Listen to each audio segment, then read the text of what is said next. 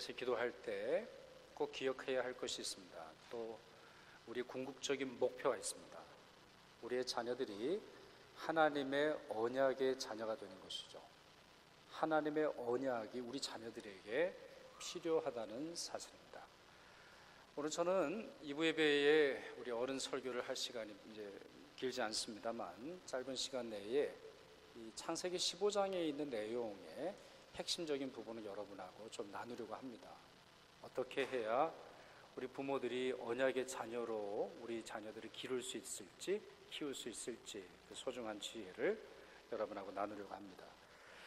1절에 하나님께서 은혜의 말씀을 주시죠. 아브라함아 두려워하지 말라. 나는 내 방패여 너의 지극히 큰 상급이니라. 이렇게 하나님의 말씀을 건네시는데 아브라함이 뭔가 좀 토라져 있습니다. 조금 좀 기분 좋지 않은 그러한 톤으로 하나님께 대답을 하는데요. 주 여호와여 무엇을 내게 주시려 하시나이까? 저에게는 자녀가 없으니까 제게 있는 이 다메섹 사람 엘리에셀이 제 상속자가 될 겁니다. 이렇게 퉁명스럽게 말을 해요. 이 엘리에셀이라고 하는 사람은 아브라함이 낳은 아이가 아니고요, 종이거든요. 근데 이 본문이 쓰여질 때, 그러니까 창세기 15장이 쓰여졌을 때 아브라함의 나이가 한 85세 정도 됐으리라고 생각을 하는데 10년 동안 하나님이 아이를 안 주시니까 토라졌어요. 되게 우리 부모들이 실망할 때 문제가 좀 많이 생기죠. 자기들이 기도하고 바라는 대로 이루어지지 않을 때 마음속에 실망함이 있는데 이 아브라함이 그랬던 것 같아요. 그래서 하나님께서 4절에서 5절까지 나와 있는 것처럼 장막 밖으로 불러내서는 하늘의 별을 보여주시죠. 수많은 별을 보여주시면서 너의 자손들이 저 별처럼 창대할 것이고 이 일은 반드시 네가 직접 낳은 아들을 통해서 이루어질 거야 라는 약속을 주십니다. 6절이 매우 중요합니다. 6절 말씀 같이 읽겠습니다. 슬라이드에 있죠? 같이 읽겠습니다. 아브라함이 여호와를 믿으니 여호와께서 이를 그의 의로 여기시고, 정말 중요한 절입니다. 로마서에서도 나올 뿐만 아니라 성경 전체, 여러분이 우리 조금 전에 불렀던 찬양 의인은 믿음으로 말미암아 살리라 라고 하는 하박국서에 있는 말씀, 전체 성경을 관통하는 구절 하나가 이겁니다. 자, 여러분 보세요. 아브라함이 여호와를 믿으니 여호와께서 그 믿음을 공의, 의, 이와 같은 것으로 여기셨다 말씀을 하고 있습니다. 이 구절이 오늘 제가 여러분과 나누려고 하는 이 주제와 어떤 연관성을 갖냐면요, 쉽게 말하면 부모의 가장 중요한 자질은 믿음이라는 거예요. 무엇에 대한 믿음? 자녀가 잘 되리라는 믿음? 아니에요. 나 자신에 대한 믿음? 나 괜찮은 사람이야, 이거에 대한 믿음? 직장에 대한 믿음? 그거 아니라는 거예요. 하나님이 우리 자녀를 지키신다라고 하는 이 믿음이죠. 그 믿음이 있을 때 하나님께서는 우리 자녀를 언약의 자녀로 삼아주십니다. 그 한 예를 들어보면요, 여러분 유아 세례를 줄 때 누구의 믿음을 보고 주죠? 유아 세례. 누구의 믿음? 부모의 믿음을 보는 거예요. 아이한테 믿음의 신앙 고백을 확인하는 게 아니에요. 아이의 DNA를 통해서 예수를 평생 믿을 아이, 믿다가 말 아이, 이거 계산하는 게 아니에요. 전적으로 부모의 믿음에 따라서 그 아이가 하나님 언약의 자녀라고 하는 것을 보여주는 유아 세례에 참여하게 하는 것이죠. 그러니 이 부모에게 있어서 이 믿음은 정말 소중한 것이고, 부모들은 이 믿음을 갖도록 늘 노력해야 됩니다. 사실 시편을 읽어보시면요, 이것이 반복되는 걸 볼 수 있어요. 시편은 이 사실이 세대에서 세대로 이어진다라고 하는 것을 우리에게 잘 보여주는데요, 찾아보니까 제가 확인한 것만 13군데예요. 13군데 하나님을 믿는 백성의 자녀는 하나님께서 지키신다라는 구절이 나와요. 그 두 구절만 살펴보면 시편 37편이죠. 내가 어려서부터 늙기까지 의인이 버림을 당하거나 그의 자손이 걸식함을 보지 못하였다. 네, 의인의 자녀 하나님께서 지켜주신다는 거예요. 비록 의를 당해서 고난을 당한다 할지라도 하나님은 그 자녀의 삶을 지키신다 말씀하세요. 시편 112편도 한번 읽어볼까요? 같이 읽었으면 좋겠습니다. 시작. 할렐루야. 여호와를 경외하며 그의 계명을 크게 즐거워하는 자는 복이 있도다. 그의 후손이 땅에서 강성하며 정직한 자들의 후손에게 복이 있으리로다. 아멘. 아멘.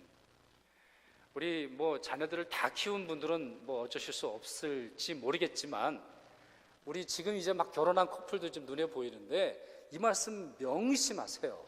네? 여러분 아이를 가지기 전에, 아이를 잉태했을 때, 아이를 출생하고 막 기를 때 이 말씀 기억하셔야 돼요. 여러분의 믿음이 아이들의 삶에 중요한, 그리고 매우 결정적인 영향을 끼쳐요. 다시 말씀드리지만 그건 여러분이 하는 일이 아니에요. 그 믿음을 하나님이 보시고 의로 여기셨기 때문이죠. 그 의로 여기시는 은총으로 말미암아 하나님께서는 그 자녀를 책임지시는 거예요. 자, 이 말씀의 흐름을 보실까요? 9절 이하를 보시면 하나님께서 아브라함에게 하나를 명령을 하세요. 동물을 준비해라. 제물을 준비해서 새를 제외하고는 둘로 나눠라. 그리고 쪼갠 다음에 나란히 보도록 하라. 이렇게 말씀하셨어요. 이건 당시의 계약법인데요, 당시에 아주 중요한 계약을 맺을 때 쌍방 간의 책임을 확실하게 하기 위해서 이 방법을 택합니다. 저는 계약서 써본 경험이 거의 없습니다만, 캐나다 와서, 아니군요, 한국에서 차 계약할 때 그게 있습니다만 거의 잘 보질 않았어요. 하도 글자가 작고, 또 여기서도 마찬가지죠. 변호사가 다 해주니까 큰 지식이 없습니다만, 어떤 계약에 있어서는 정말 힘든 계약이 있죠.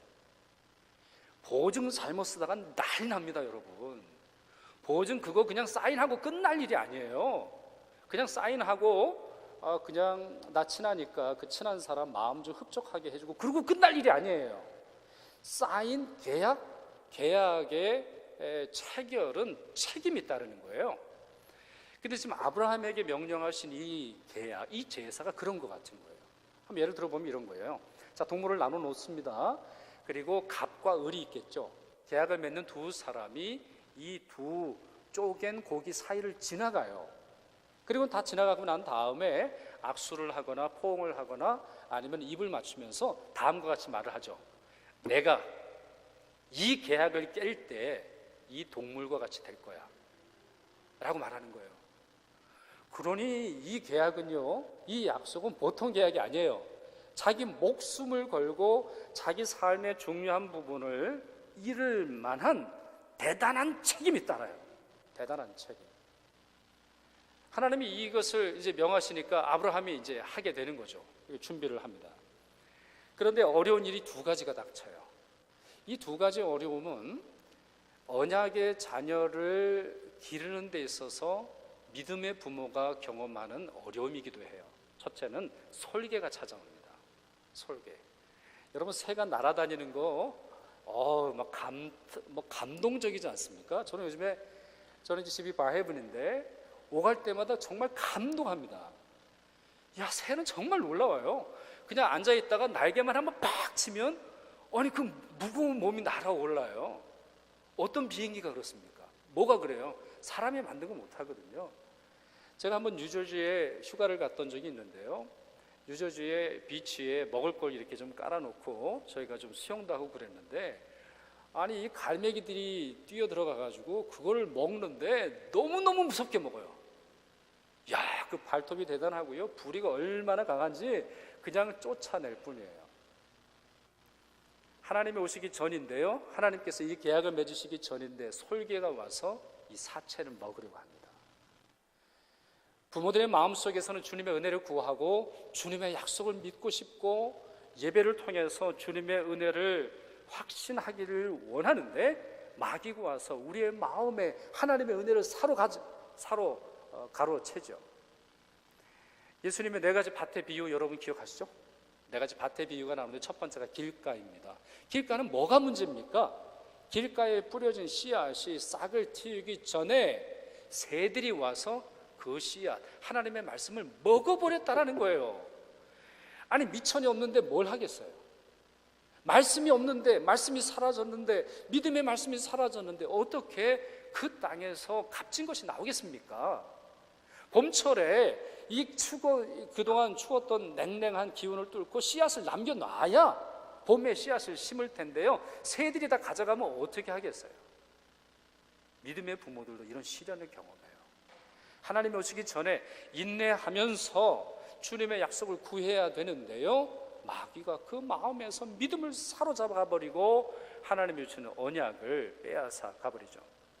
둘째 문제가 더 심각해요. 그리고 둘째 문제가 더 일상적이에요. 우리하고 가까운 문제예요. 깊은 잠에 빠져요. 12절을 보시면 아브라함이 깊은 잠에 빠졌다고 되어 있어요. 그냥 잠이 아니에요. 깊은 잠이에요. 이건 아마 육체적인 의미이기도 하겠고 또 영적인 의미가 함께 있는 것으로 보여지기도 합니다. 깊은 잠에 빠져서 어떠한 의식도 차릴 수 없을 만큼 큰 상실감에 이제 빠지게 되죠. 여러분, 성경을 보면 잠이 문제라는 거 우리 확인할 수 있죠. 여러분 삶은 어떤가요? 잠 별로 문제가 안 되시던가요? 저는 잠이 제 인생의 반을 가져간 그런 시절이 있었어요. 참 희한하죠? 왜 자도 졸릴까요?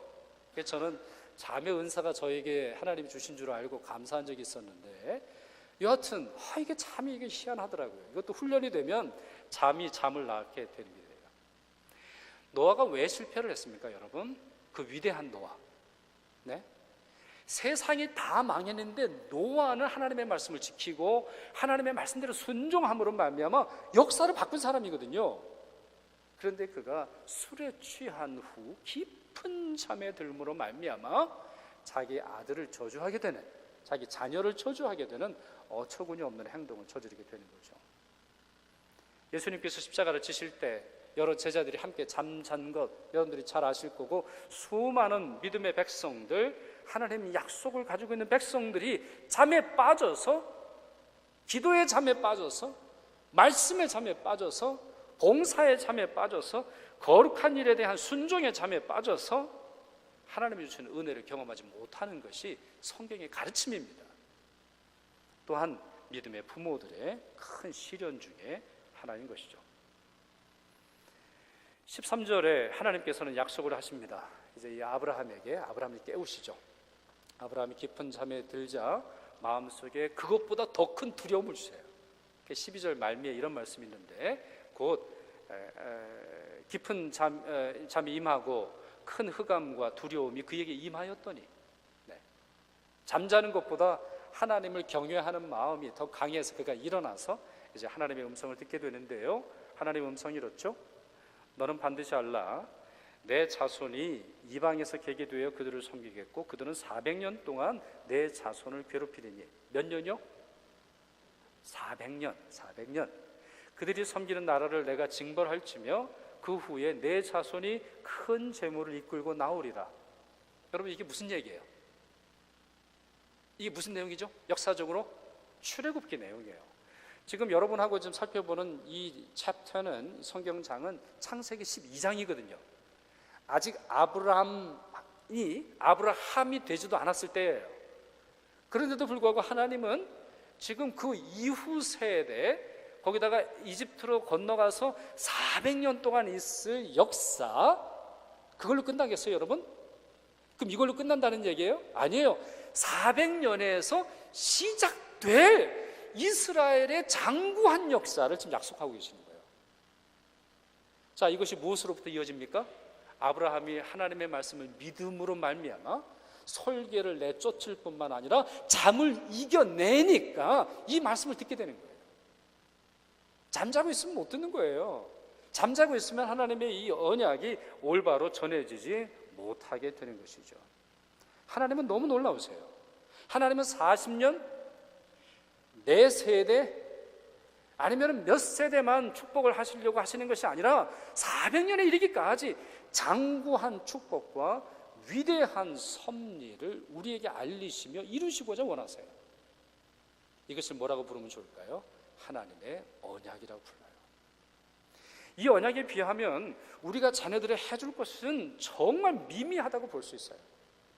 여러분이 자녀를 위해서 가장 아무리 값진 것을 물려주고 남겨준다 할지라도 그 얼마나 가겠어요, 여러분? 우리 다음 세대나 갈까요? 여러분들이 큰 집 물려주고 좋은 많은 엄청난 재산을 물려주고 카티지 물려주고 또 수많은 것들을 남겨준다 한들 그게 두 세대를 가겠어요? 세 세대를 가겠어요? 그러나 하나님은 400년과 수천 년에 이르기까지 변함없는 약속을 주신다는 이 말씀을 우리는 기억해야 합니다. 17절을 보면 정말 성경에서 가장 위대한 장면 중에 하나가 나오죠. 이 언약을 체결하는 장면이 나와요. 그 말씀 같이 읽겠습니다. 시작. 해가 져서 어두울 때에 연기나는 화로가 보이며 타는 횃불이 쪼갠 고기 사이로 지나더라. 아멘. 어두울 때에 연기, 화로, 횃불 다 의미가 있는 것인데요. 지금 시간이 없어서 설명드릴 수는 없고 하나 중요한 것이 있습니다. 무엇이 지나갔나요? 누가 지나갔습니까? 누가? 횃불만 지나갔어요. 원래는 이 계약은 어떻게 해야 된다고요? 이 계약은 고기를 나눠 놓은 이 사이를 갑과 을이 함께 가는 거거든요. 만약 돈을 빌렸다고 할 때 돈 빌린 사람과 돈 빌려주는 사람이 함께 가는 거예요. 그리고는 서로 쌍방간의 책임을 묻는, 약속대로 안 할 때, 나 돈 빌려주기로 했는데 돈 안 빌려줄 때, 돈 빌리고 갚기로 했는데 만약 그 약속을 어길 때 이와 같은 결과가 너에게 주어질 거야 라는 계약이 이 계약이라고 말씀드렸잖아요. 그러면 둘이 가야 되는데 아브라함 가지 않았어요. 오직 누구만 갔어요? 여호와의 제단의 숯불에서 온 횃불이 이 고기 사이를 지나가더라는 거예요. 쌍방 계약을 한쪽 편만 책임지는 계약으로 하나님이 바꾸셨어요. 이 계약을 뭐라고 부를까요? 은혜의 계약이라고 불러요. 왜 은혜의 계약일 수밖에 없을까요? 사람이 어떻게 책임집니까? 여러분, 여러분이나 저나 우리가 부모로서 그래도 다른 사람들에 비하면 우리 아이들을 잘 알고 잘 지킬 수 있어요. 그러나 그건 거기까지예요. 우리가 하나님의 이 거룩한 책임감만큼 우리가 책임을 질 수 있나요? 네? 여러분이 여러분 자녀의 일평생을 책임질 수 있어요? 아무도 그럴 수가 없어요. 성적을 책임질 수 있나요? 몸의 문제를 책임질 수 있나요? 양심의 문제를 책임질 수 있나요? 내일의 문제를 책임질 수 있습니까? 아이들이 군대 가는 일에 책임질 수 있나요? 너 나만 믿어. 이렇게 말할 부모가 누가 있습니까? 이 장대하고 원대하고 위대하고 탁월한 하나님의 계약은 오직 하나님만 지키실 능력과 또 권한과 권세가 있는 것을 볼 수 있습니다. 신약 성경은 반복해서 말하지요. 약속하시는 이는 미쁘시니, 미쁘시다라는 말은 faithful, 신뢰할 만하다는 말입니다. 너희를 부르시는 이는 미쁘시니 그가 또한 이루시리라 우리에게 말씀해 주고 있죠. 결론을 좀 내릴까요? 오늘 말씀을 우리 모든 부모님들 또 우리 할아버지 할머니들 기억하시기를 바랍니다. 첫째, 여러분의 자녀들은 하나님의 언약이 필요합니다. 여러분의 약속이 필요한 게 아니에요. 여러분의 약속이 아닌 하나님의 언약이 필요하다는 사실을 기억하세요. 둘째, 하나님께서는 여러분들에게 믿음을 요청하십니다. 여러분들에게 믿음을 물으세요. 그렇다면 여러분도 믿음으로 기도하고 믿음으로 주의 언약을 사모하며 나아가셔야 돼요. 셋째, 아이들과 여러분의 마음과 영혼을 낚아채려는 솔개를 쫓아내셔야 돼요. 쫓아내는 것이 보통 어려운 일이 아니에요. 새들이 방향을 바꾸고 날아드는 걸 보면요, 사방에서 어떻게나 그렇게 빠른지 몰라요. 솔개거든요. 빠른 새거든요. 이와 같은 일을 위해서 피곤하시더라도 여러분들이 기도로, 말씀으로, 거룩한 영성으로 나아가셔야 합니다. 잠에서 일어나십시오. 여러분들이 잠자면 누가 아이들이 주님의 은혜 가운데서 언약의 자녀로 살아가겠습니까? 마지막으로 넷째, 언약을 베푸시는 하나님께 감사하십시오. 이 언약은 은혜의 언약입니다. 하나님께서 은혜로 베푸신 이 언약이니 은혜를 받았다면 감사하시길 바라고요. 여러분의 자녀들도 그 언약을 사모하며 감사하며 나아갈 수 있기를 가르치십시오. 기도하겠습니다. 신실하신 하나님, 오늘도 저희 영혼의 단비와 같은 말씀 주시니 감사드립니다. 저희들이 청지기로서 자녀들을 맡아 기르지만 살 수조차 없을 정도로 실패합니다. 마귀가 자녀들의 마음을 채가는 것도, 깊은 영혼의 잠을 자는 것도 깨닫지 못하고 지날 때가 많았음을 고백합니다. 힘쓰고 애써보지만 한밤중에나 새벽녘 자리에 누워 염려하고 근심하고 오직 흐느끼기만 할 때가 많음을 고백합니다. 또한 너무나 지쳐서 아무것도 할 수 없는 지경에 이르러서 그저 우연히 찾아오는 행운만 기다릴 때도 많았음을 고백합니다. 저희의 연약함을 불쌍히 여겨 주시옵소서. 저희 자녀들을 향한, 저희 자녀들을 위한 하나님의 언약을 허락하여 주옵시며 하나님의 언약이 이루어지는 은총도 허락하여 주시옵소서. 또한 저희도 그 언약을 소망하고 바라며 부모된 직분을 잘 감당하도록 도와주시옵소서. 우리 주님 예수 그리스도의 이름으로 기도하옵나이다. 아멘.